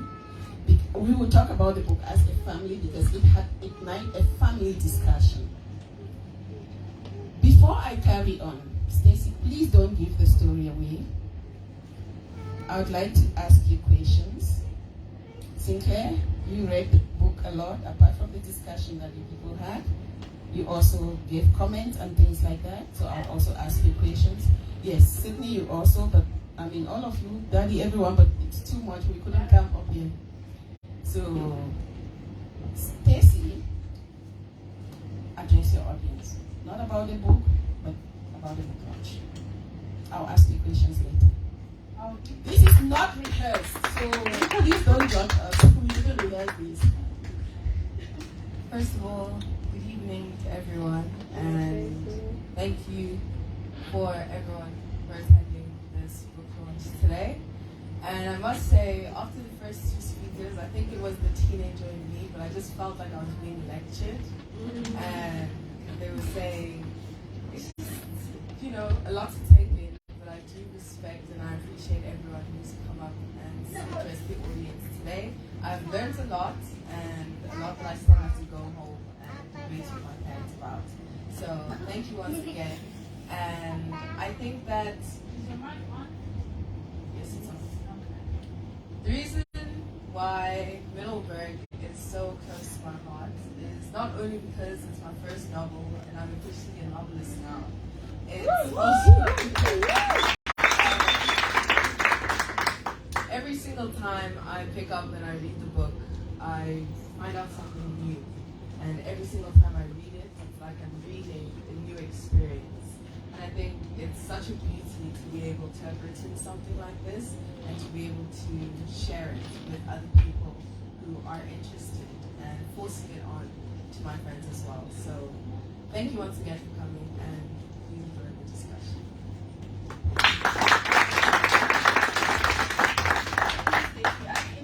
At the same time, the floor is open, isn't it?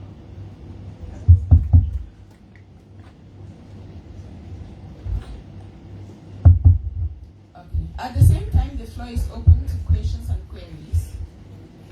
Stacey, we circulated a summary in the back of the book, but I would like you to read it to the audience.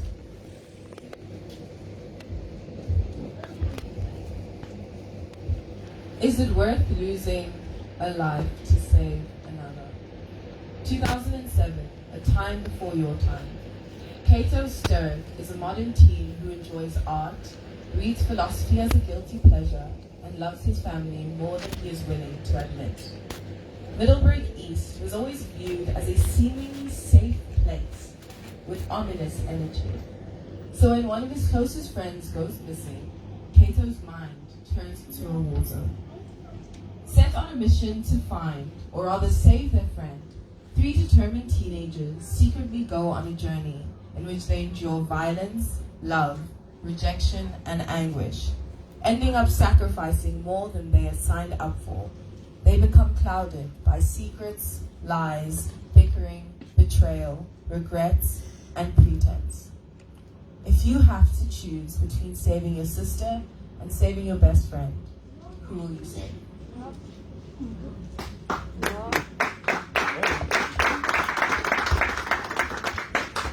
Anyone wants to answer that question?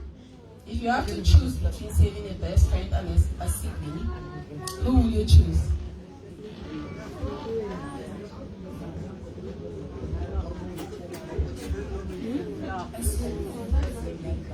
It's an easy thing, right? Blood is thicker than water. But not so when it's a novel. Not necessarily when it's a novel. It's not as easy when it's in a story.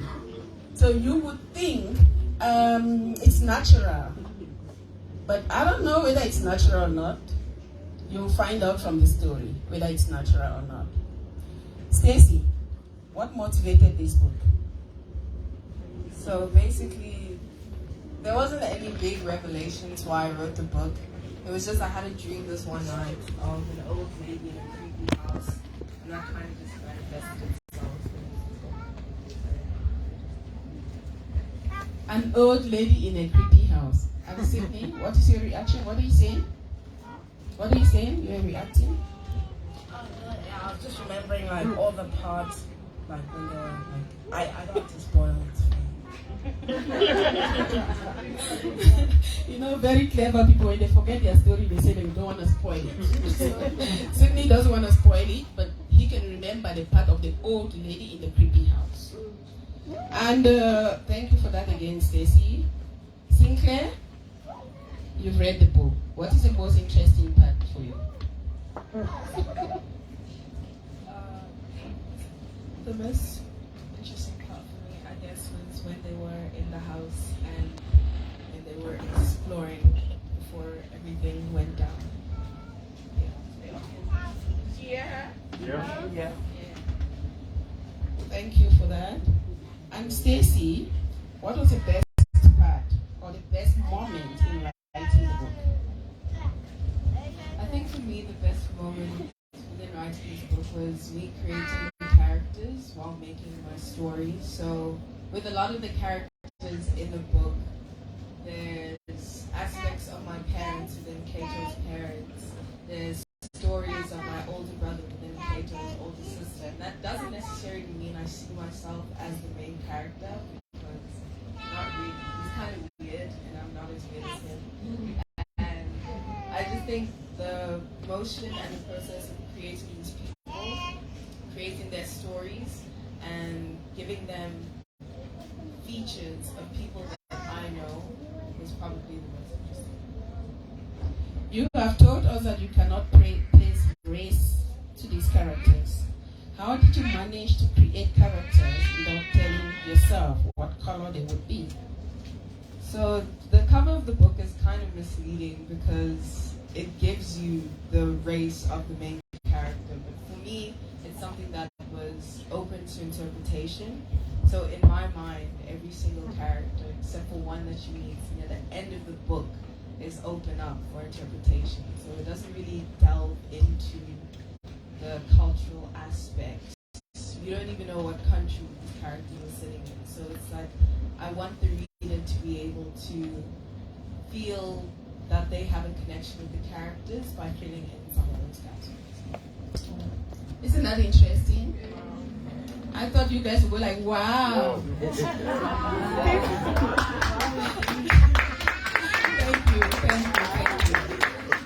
you. And again, Stacey, you mentioned the name Kato. Tell us who Kato is and why you mentioned Kato. So Kato is our main character. As I was reading the back, we get a sense of who he is. I was kind of writing this book when I was going through my addicted to philosophy era or whatever, which is why each of the chapters start off with a quote from a philosopher and why Kato enjoys indulging in philosophy. So there are aspects of myself at that time displayed within Kato, and he's just a very strange person, but he's also extremely determined when it comes to saving his friend who is honest. Thank you again. Apart from of all the 7 books that we have displayed there, apart from the book Stacey Fru has seen and heard, all Stacey's main characters are males. All her books. She only writes about boys. Yes. And is that true? Yes, it's true. I don't know why. Okay, no, I wasn't going to ask you why. I didn't want to ask you why, but I just want the parents to hold their thoughts, because I'm going to ask 1 or 2 parents here to interpret the meaning of that to me. We've got an uncle of theirs here who is a psychologist, so he's going to maybe give us a psychological interpretation of a novelist who is female, who is young, who possibly didn't know about gender when she started writing, but she only writes about the gender that's not hers. As main characters, anyway, they are always females. And just so you know, when Stacey was young, she wanted to be a chicken. Could be one of the reasons, I don't know why, but let's carry on. I'll take questions from the floor now, but Sinclair, what do you dislike? What do you think is a very good thing in the book that you dislike?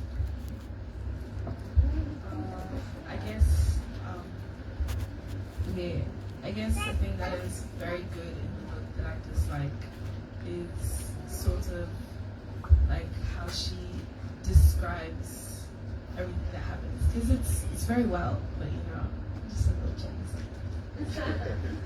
Jealous? What makes you jealous? Because I'm not that good at describing things. So it's not your superpower. Yeah, it's not my superpower. And jealousy is a good thing, right?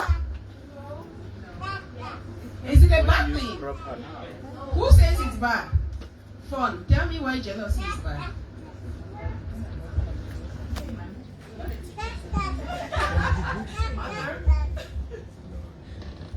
Jealousy is bad for people because it can take control of people and make them get jealous and want to have what people have.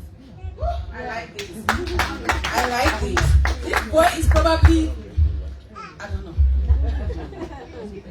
I feel like what Fawn said is very incorrect because yes, you want to be like the other person, but that also gives you motivation to surpass the other person. Yeah.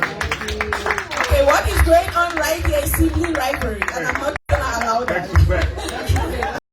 I'm not gonna allow that to happen. So both of you are very correct. Sydney, Fawn's definition of jealousy is correct. Your definition of somebody wanting that is what we call envy, not jealousy. Jealousy is very dangerous because it can drive you to suppress yourself while admiring others. Envy is competitive in the sense that it can encourage you to want to do what others are doing, but like our last speaker said, to want to get your own superpower out. So, Sinclair, you are envious of your sister, not jealous, right? I can't put it in her word. But again, it's a very good word that Sinclair has used because it's because of jealousy that this book opens up with the question, is it worth losing a life to save another? It is because of jealousy that the book ends with a question. Who, if you have to choose between saving your sister or your sibling in any case and saving your best friend, who will you save? The book will, by the time you get an answer to these two questions, you will be able to define jealousy very clearly. Am I making sense? Okay. I'll open up to the floor if you have questions. This is a very intelligent side of the room. This side. How did you transition from writing kids' stories, which are much, much shorter, into a full-length novel? Stacey, you can answer. I'm not really sure because I just started writing and the length was something that I had anticipated, but not something that I necessarily had to train myself for or Google on how to write a novel. So I just sort of wrote and learned along the way. So, two questions to some people. How long did it take you to write the novel? One. And two, how did you balance writing a novel and being a grade 11 student, or grade 10 student when you must have been writing it? How did you balance that? Thank you. So for the first question, how long it took me, I'm not really sure because when I first wrote the book, it wasn't lockdown, so it was like 2020. And I was writing it primarily throughout the August holiday, and I sort of put it on hold and I picked it up the year after 2021 to complete writing it, so I'm not sure how long it took me. And basically, over online school, even even though my parents thought they were monitoring us, they really weren't. So I was writing during school time, after school time, and they just never. This side, please, can we? Doctors, I'm the MC of this particular one. Okay, so I'm always fascinated by the name of the book. Oh, sorry. I'm always fascinated by the cover of the book and the title.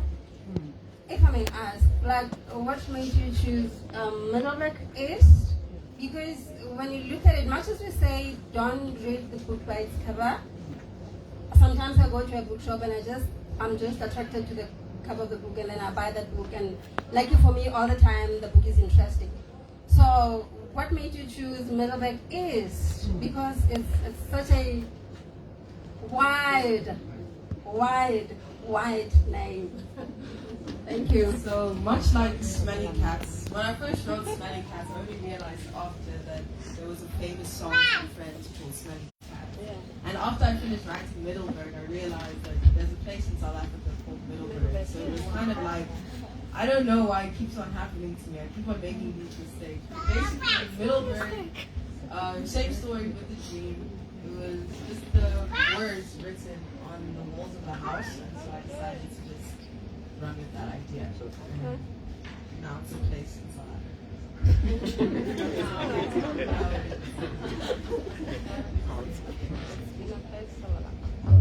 Hi everyone. Right, Freddie over here. How you doing, Stacey? Also Stacey's uncle. No, she gave me that title, so I've accepted it. So you, Stacey, I just want to ask you what your mother couldn't ask you. Why were you crying that day? Is it because you saw yourself in one of the characters, or were you crying because you just couldn't let go of the writing? What was it for you? I think I was crying because I felt extremely empathetic for our main character at the end of the story, and having that discussion with my family members on which route to take, even though both were very painful, kind of just made everything 10 times sadder, because as you're writing, you're building a connection with your characters, and they become your best friends for a moment, so you kind of feel that. Okay, I think last question, I'll take one or two from the children. They don't even say. I'll take one or two from the children, and then we... Stacey, what inspired you to write a story and a novel? The dream. I have two things. One, what was your favorite character and why? And two, what was your least favorite character and why?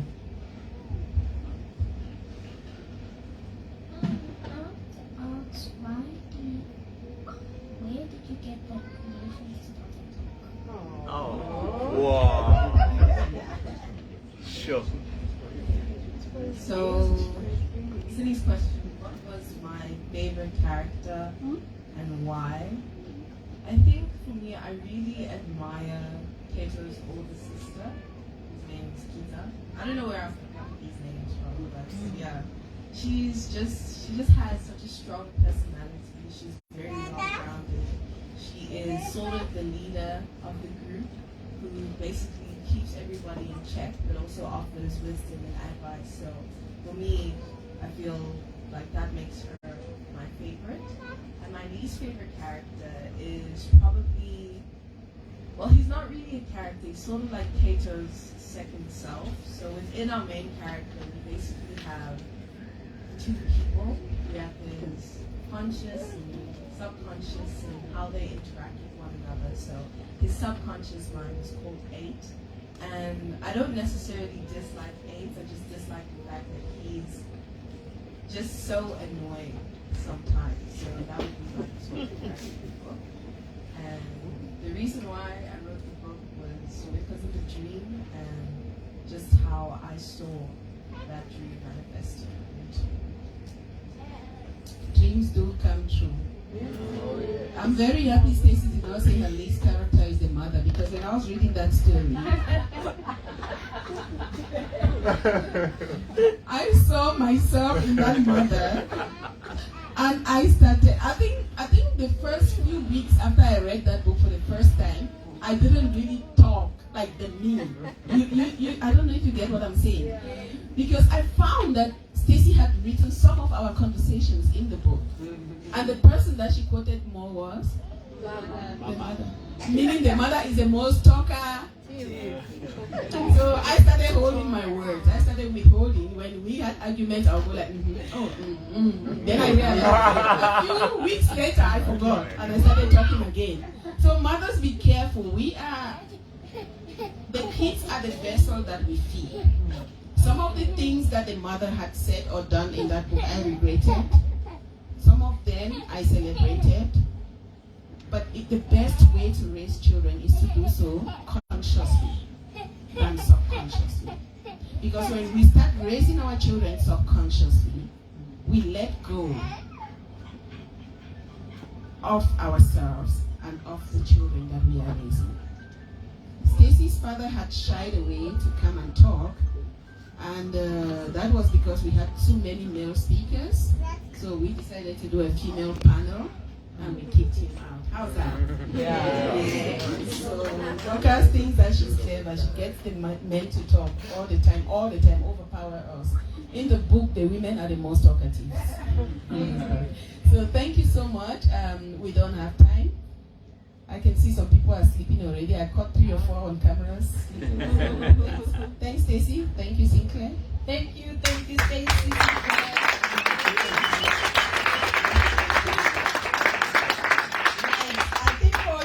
More, the copy is 185. Before I go, last thanks, and also please buy the book on your way out. Come on. It's a very good book. Thank you very much. I want to make a last announcement. Sorry, I told you this was a family affair. A plea, more of. Stacey has been invited to be a guest speaker at Oxford University. Come on now. Come on now. In the UK World Literacy Forum. When she was 12, we received the invitation, we had the confirmation, her flight tickets were bought, we had the visa, and we had to leave on the 29th of March 2020, and what happened on the 26th? Lockdown. So this time around, the organization unfortunately is also suffering financially and is unable to fully fund us. So we're trying to raise money now so I can get a ticket for myself so I can accompany her because she's not old enough to go. And we are pleading that after the book launch, behind the book launch, please help us to raise funds. Dorcas, ticket only, how much was it? 30,000. 30,000. So we're trying to raise about 30,000. Please press your buttons for us because if she misses this opportunity, a lot of South African children will miss. African children will miss the opportunity. It's just for me to go there, sit and being called mama. But it's more than that. It's more than that. It's for the psychological support, it's for the mental stability, and it's for her own growth. But not just Stacey's growth, the growth of the Stacey Fru Foundation, not just Stacey Fru Foundation, the growth of the beneficiaries and contributors. Because most of you sitting here are not just happy that you've benefited, like the gentleman who made the speech, but you're happy that you've contributed and you've seen what is going on. So as a mother to Stacey and her publisher, I'm making a plea to please help us raise 30,000 rand. The visa is not yet out, but we've applied already. Somebody has sponsored 150 pounds for accommodation, part sponsored for accommodation. So yeah, we're pleading and we'll be very transparent to everyone and we will make you proud. Stacey, I'm sure you can promise that you will not fail. Thank you very much. So,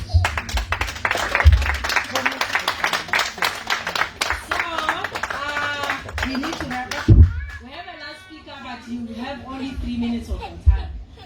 Before we go to the last speaker, as we are seated on your right hand side, kindly take up that black cloth. There's a small paper there. There's one person who's going to get a copy for Mahala. If you are feeling lucky, everyone, some are sorry, not us who don't have.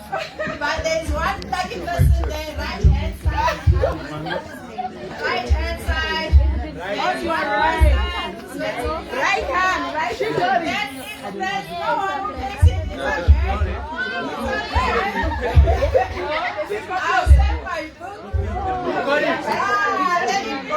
Somewhere where someone is not. There's one.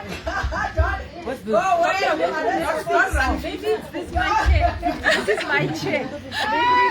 This is under my check. There's no one. There's no one sitting on that chair.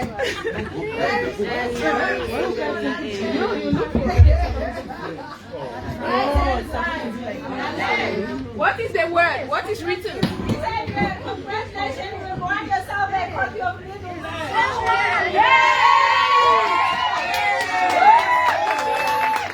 You're on fire today. Yay! Go clean, go collect your phone. You're on fire today, boy.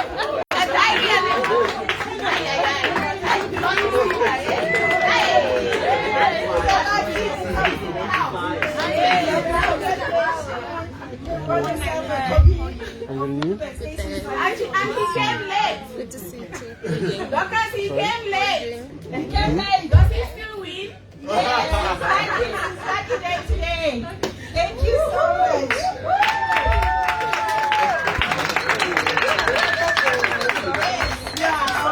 Our last but not least speaker is Mr. Obina Enebechi. Sorry if I pronounce it wrong.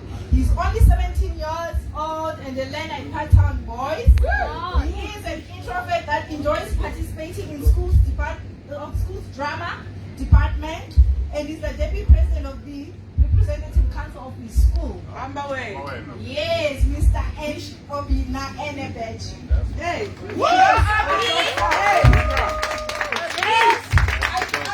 I'm still running with my man and boys, so ladies, this was nothing.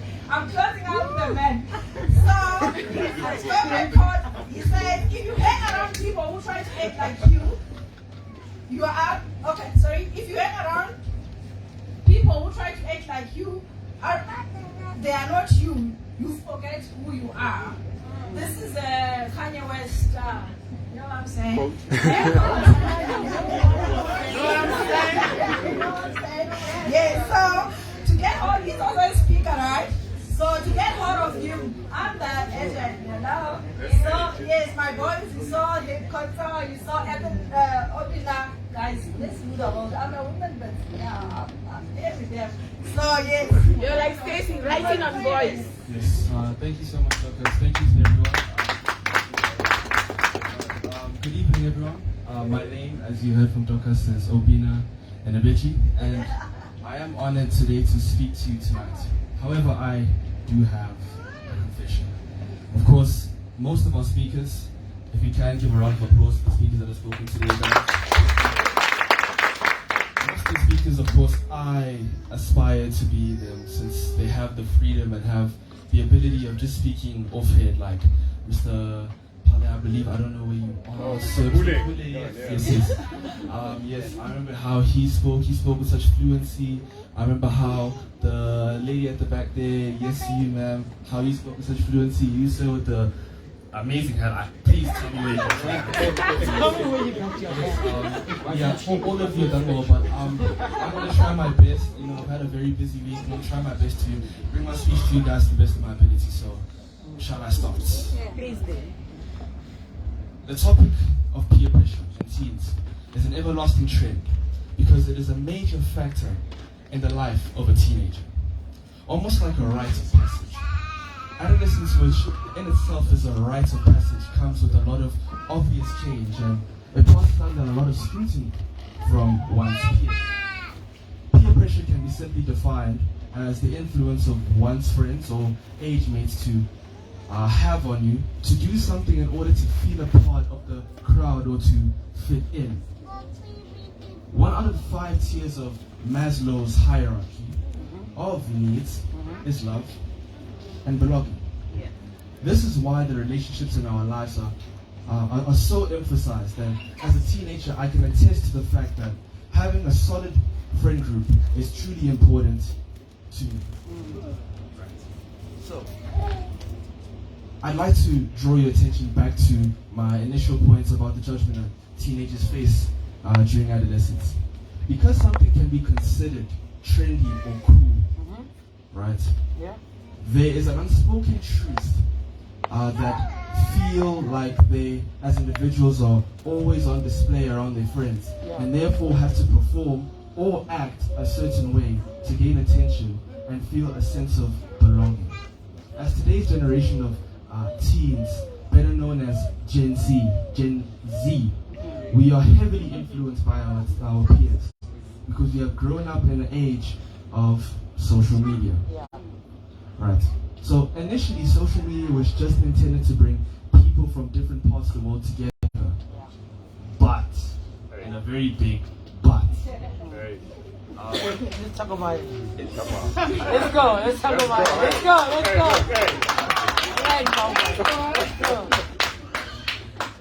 Now it is a social construct that determines many socioeconomic standards, such as one's looks and class. It is natural for the human brain, right, to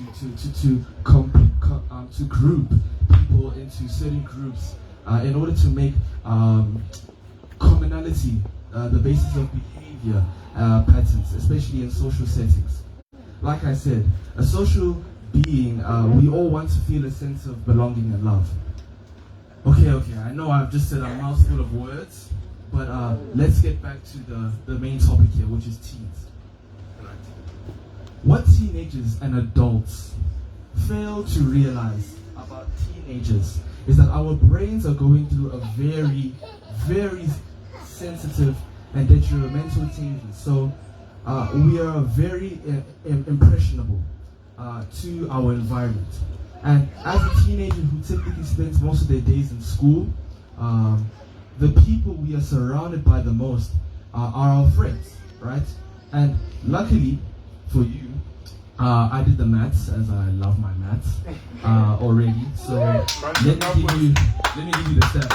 Yeah, crush the numbers. Right. In a teenager's 5-day school week, approximately 30% is spent to sleep. We all love our sleep. Right.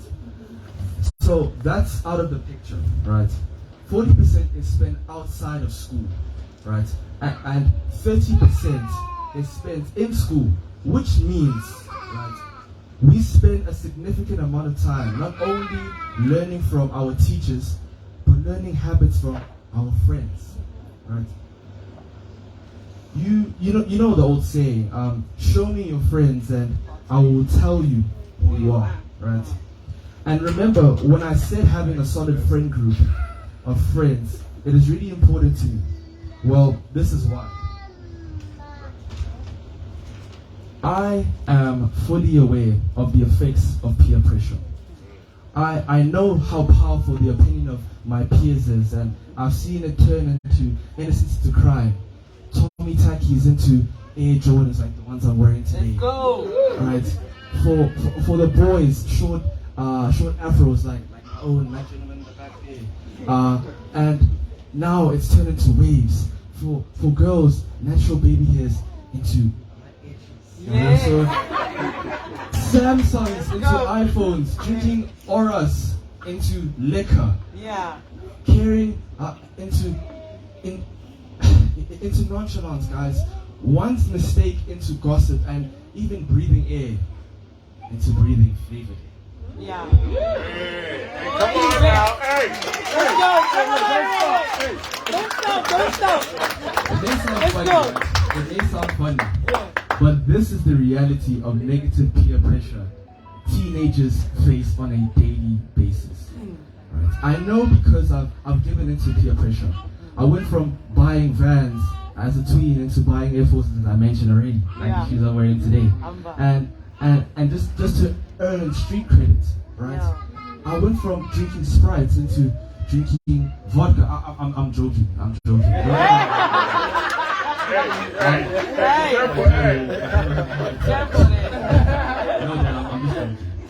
All of my friends know that I don't drink and I don't choose to smoke, not because that it makes me a better person than them, but because I had the courage to say no. That's right. It doesn't align with my morals or what my father in the back has taught me. right? And Turn your cameras to the father, people. Come on. right, you know, I just don't drink at all, and it makes me a better person. But like underage drinking and every small drink, it sounds cool and it's experimental, but it could also lead to very irresponsible decisions that could ruin the teenager's future.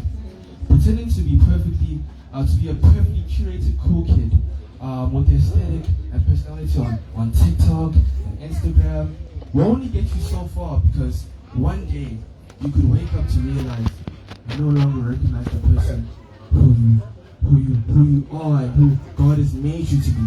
And because of these decisions, you choose to please your friends who are also performing as what they think you expect from them. Right? But let's just give a backstory. When I first joined Parktown Boys, I remember I had been struggling a lot to find a friend group, and I was struggling to find genuine guys that I could be really close with, you know. And I found this one guy that I really thought was the one person I could really truly find and call a friend. But upon an outside event that I had experienced, right, he offered me this so-called flavored vape. Okay. And of course, unfortunately, that friendship broke, because as I said initially, it doesn't align with my morals. So I struggled to find a friend group with guys that would accept me, and I've experienced verbal bullying in front of people just for the banter, for being myself and not trying to fit into a crowd of popular cool guys. And to finish off, guys, I just want all of us to remember that upon the quote that Don Chris tried to say by Kanye West, if you surround or hang yourself around people that try to act like you aren't who you are, you forget who you are. So guys, to all of you, remember who you are, embrace the person that you are, be different, be unique, be yourself, and you shall truly succeed in this life.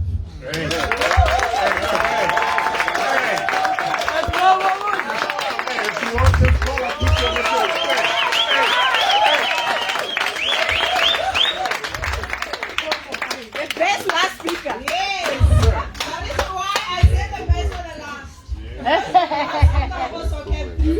And then when he just said we want you to speak, I was so excited today. He just said yes, I'll speak. So guys, Doctor, say the truth. Who found him? Say the truth. Who found him? Okay. Okay. I'm not going to say the truth. I'm the MC. Thank you so much. All our speakers, everyone present. I hope you shared. I'll still check my Facebook after this, because my numbers have to triple. Thank you so much. I think we are really running. The program has taken so long, but your patience, I appreciate. Thank you. We thank everyone. We thank the Fru, Dr. Fru, the family, my team. I can see my team are here. We also have among us the people who work on the book. We thank you so much, Mr. Colin and Mr. and Mrs. very much. Thank you so much for your patience with me. It was not easy, but the book today we are launching it. God bless. I really appreciate your patience, because the book took us so much time. It's a novel, guys. We're used to children's books. This was not PowerPoint. This was a novel. So it was our first novel, but working on it was not easy. But thank God today we have the novel. Madame Gertrude, she did the diagram in the book, so get the book and see there's an architect who did the design in the book. It's quite cool. Thank you so much, ma'am. Nikki, who did the cover, she's not present, but I'm sure she's watching us. We thank her as well. And there were a few critics who read the book. My daughter also did. Yes, she did. Not that I'm speaking about her, but yes, she did. She also criticized our maker. I think Claire already shared with you what happened. I think we just need to wrap up and say thank you so much. And then I also have an advice to AMA 2000, especially my boys. Oh, yes, Julia, I thought you were one. Yes, as much as you want to be the facilitator, as you want to be the speaker, school always comes first. So yes, we can be speakers, but we have to take school very seriously.